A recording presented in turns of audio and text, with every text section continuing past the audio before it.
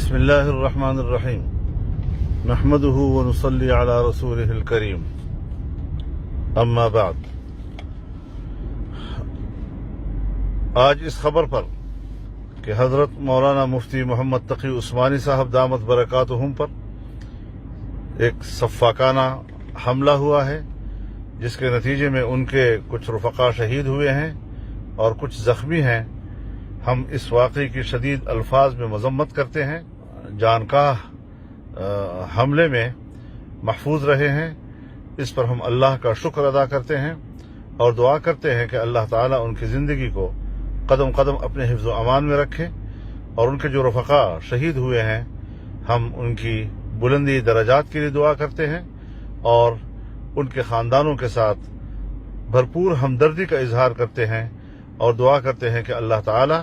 انہیں یہ صدمہ برداشت کرنے کی توفیق عطا فرمائے۔ اس کے علاوہ جو لوگ اس میں زخمی ہیں اور ہسپتال میں ہیں، رب العزت ان کو شفائے کاملہ نصیب فرمائے، اچھی صحت کے ساتھ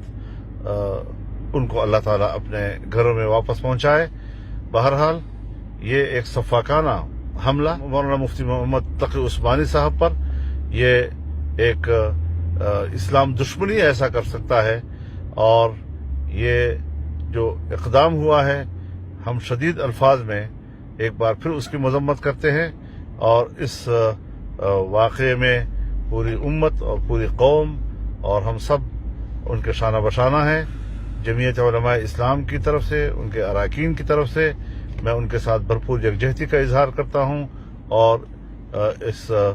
صدمے میں ہم سب ان کے ساتھ برابر کے شریک ہیں۔ اللہ تعالیٰ انہیں اور ان کے پورے خاندان کو اپنے حفظ و امان میں رکھے۔